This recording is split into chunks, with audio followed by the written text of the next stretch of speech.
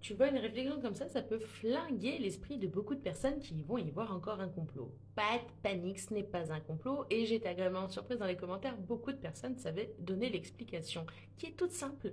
Ceci correspond à une mise à jour de 10 jours du calendrier julien, en l'honneur de Jules César, au calendrier grégorien, qui est le nom de l'investigateur de cette réforme, Grégoire XIII. Je vais t'en dire un petit peu plus.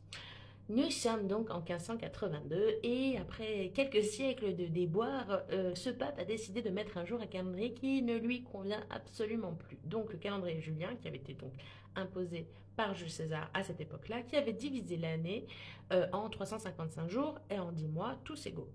Et le problème, c'est que c'était un découpage, je ne saurais pas dire exactement parce que je connais plus l'histoire du grégorien que du julien, mais c'était apparemment un découpage un petit peu arbitraire qui ne correspondait pas à ce que nous connaissons, qui est le fait que la Terre mette 365 jours dans l'esprit de tout le monde à faire le tour du Soleil.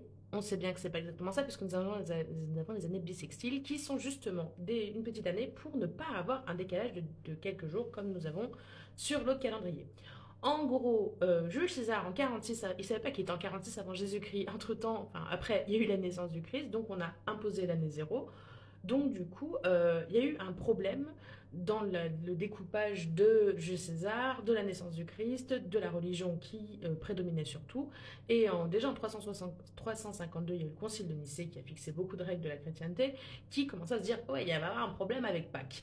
À l'époque d'ailleurs du calendrier julien, on commence l'année en mars et non en janvier. Et on sait quand même qu'est-ce qu'une équinoxe, on sait calculer, l'avoir, tout ça. Donc on fait partir en gros l'idée que Pâques c'est la pleine lune après l'équinoxe. On se base là-dessus, mais le décalage se fait toujours puisqu'on est sur 355 jours. Et les années, les siècles passent, ça fait un décalage de 10 jours. 10, 11 jours.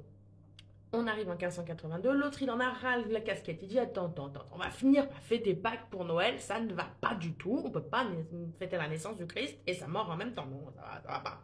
Et sa résurrection, pardon, excusez-moi, je suis athée.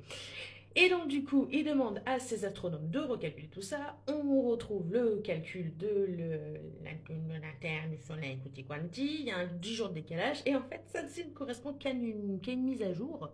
Et la mise à jour est toujours, enfin, le calendrier est toujours actuel. Aujourd'hui, quand tu parles de date, tu utilises encore le calendrier grégorien. Dans pratiquement toutes les régions, c'est comme ça.